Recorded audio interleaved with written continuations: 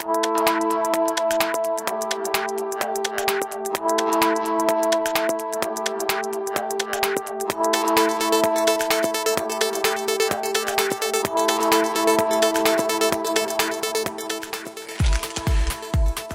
everyone, what's up? Welcome to the Planetary poll. We're at Big Planet Comics for the week of Tax Week, April 15th. So hopefully you got your money back and you're going to go out there and run and buy some comics.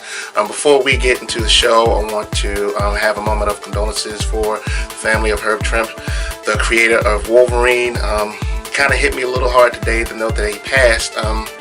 Just a quick story. It was just a little bit of irony that the last time I got a chance to see him was at Baltimore Comic Con, and he was with Charles Soule, and of course at that particular time Death of Wolverine was really big, and I have a pretty interesting picture of the signing because I got both of them to sign the book and to take the picture together, and to me it's sort of watching the Alpha and the Omega of Wolverine together in one spot, and he will be missed. He will be missed. But of course, the big thing on everyone's minds is Daredevil, which dropped on Netflix this past weekend. I got up to about 8 episodes. We had a big discussion about it. So I'm also going to ask Peter to jump on in and get his thoughts on it. 13 episodes, all 13 in 2 days. 2 days, done. Wow. What did you think, man? I liked it. It was really good. I thought it got better as it went on. Yeah. Definitely. The first 2 were pretty good. And then I got hooked in more. I'm like, I'll just watch one more, and then let me just start the beginning of the next one. So and like right when you start watching, like I'm going to pull back. No, I need to watch it all the way through. Yep. I did fast forward a little bit here and there. Yeah. But overall, I thought it was really good. I really enjoyed it. What did you think of D'Onofrio's Kingpin? He was good. He was really good. I thought he did a good job. The voice was interesting. I think when he was trying to project that voice, it worked really well. Sometimes when he was trying to talk to somebody face to face, he was still using that kind of affected, booming voice that didn't work as well. But overall, I liked it. You know what made me interested in how he was going to pull it off is I remember him from Law and Order, and I kind of remember sort of the eccentric character he was on that show, and I was hoping he wouldn't do that here, and I was really amazed as to how much he pulled it off. He sort of straddled that line going towards Bobby, but like I'm a gangster now.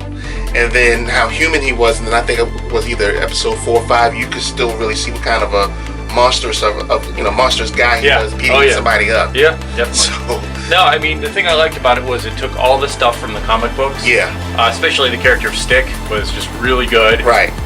But did their own story. There were some important deaths and then some important changes that happened, but it's still very close to the comic, and the essence of Daredevil was perfect. Yes. You know, Charlie Cox did an amazing good job. He really understood the character. He understood what he was trying to portray, and I think he did a fantastic job.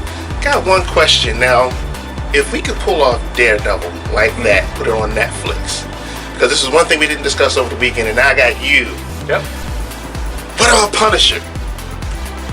He doesn't reach as many people. I don't know why. You know, maybe on Netflix they could. You know, I mean, this was really good. I mean, they have to do a lot. I mean, this is the best Marvel TV show they've ever done. Right. Way better than Agents of S.H.I.E.L.D., I thought, because it was, you know, PG-13 to R. It was the essence of the characters. It was the essence of the comics, but yet a believable, fleshed out, fully developed way. I thought it was fantastic. Right, because I think with everything that Matt went through in both personas, it felt so grounded. You know, him trying to run this law practice, but every night he's going out and fighting people, and in the essence of the fight, he gets hurt really, really bad, and he's like, okay, I'm just going to try to just make it through one more night. And that's why when I think about something like that and how grounded the character the Punisher is, especially if you was to look at the Max versions, I was like, all right, I want to see a Punisher or a Punisher Max type show somewhere in the far-flung future. Sure. Maybe. I mean, they could definitely do it. There's honestly every single character they do that isn't in a major motion picture, they should do this version. Yes. Because it was perfect. It really was. Taking the best stuff of the comics, mixing it with live action fight sequences and TV, and doing it the best it could be done in in that medium. Yeah, matter of fact, speaking of fight sequences, I'm still impressed with episode 2 when he went to go rescue the kid. It reminded me so much of the fight scenes from The Raid and Old Boy, the Korean version, where it was just that one camera. And they just shot the whole thing. You saw the camera swing back and forth. Even the one scene when Daredevil hit one of the henchmen, and he fell through the bathroom door off screen and just kind of came back and just kept right on going. So no, it was really good. I mean, the fight choreography, when they show him running through the rooftops and stuff like that, getting up to the rooftops, was really good. Really very believable. You know, sometimes I have trouble with TV shows and movies that, like, okay, that's just preposterous. This, while not perfectly, you know, plausible, it allowed you to totally buy into it. You went along for the ride and bought everything they were selling. Because I think even the one thing, you know, speaking of buy-in, was how hurt up he got, but he still managed to carry on in real life. Yeah. But there was this one point, like I think it was episode 2, when he shows up at what's the young lady's name played by Rosario Dawson? Claire. Claire. Yep. He shows up at Claire's house. Yeah, night nurse.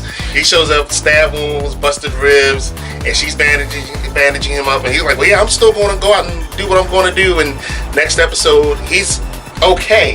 Yeah. And I'm kind of sitting there like, But then somewhere through that 3rd episode, all of a sudden that cut starts to bleed, and I'm like, yeah.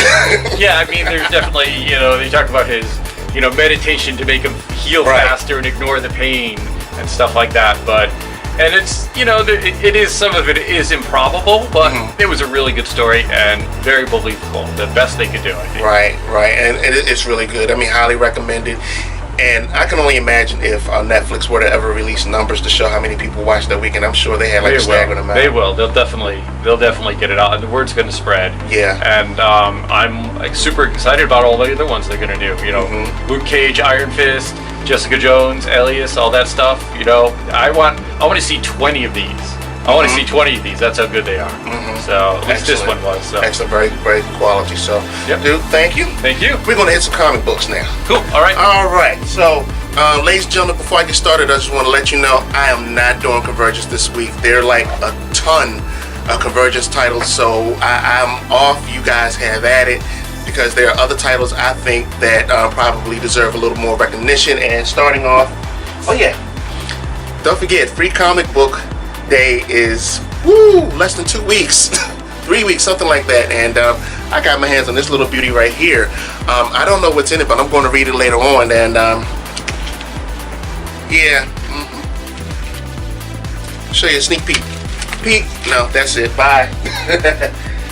So that's Secret Wars for Free Comic Book Day. But we're going to start off with Dean Haspiel's and Mark Waid's The Fox. Very good book. This particular issue has Paul Pat Jr., aka The Fox, going back to his old hometown, which is abandoned yet full of memories. He's going to cover what's going on and why Bright Industries is going to tear it down. And then he runs into an old flame who might have her own way of saving the town. Very excellent book. Reminds a lot of us of what nostalgia is all about, you know, going back and seeing old places, bringing up old memories. And I thought it was a very good book, very underrated. If you're not reading it, you really need to pick this up, because really nice classic style of how Dean has his character very grounded.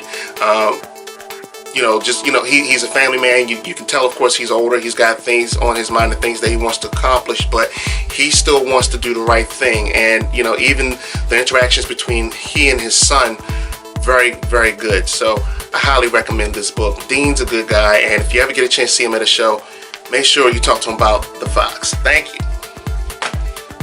Next up is Bloodshot by Jeff Lemire and Miko Soyan.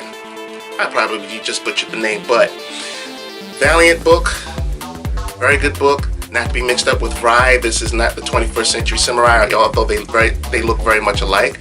But this particular issue, you have the man known as Bloodshot, who has tried to live a normal life. It's filled with demons, has a lot of things going on, and the very few first couple of pages tells a bit about his backstory, how he was created by the shadow agency filled with nanites and false memories.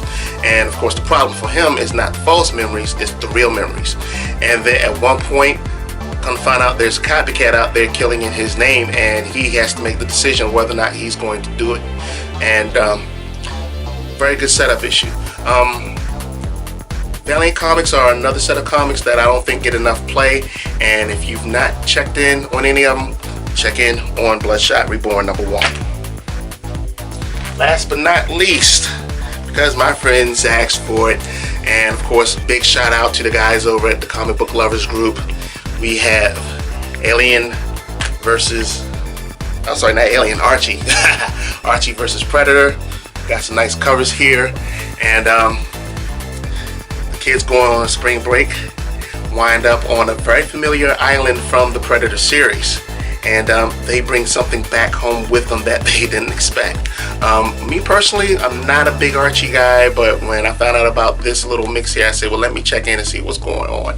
And thought the first issue is funny, it's tongue-in-cheek because it reads almost like a teen horror story about to happen, and that's probably what's going to happen here, because almost like the movies, you don't get much of the actual predator creature itself. It's a big setup book for what's to come, and actually part of it has to do with the fact that Veronica and Betty, of course, as always, fighting over Archie.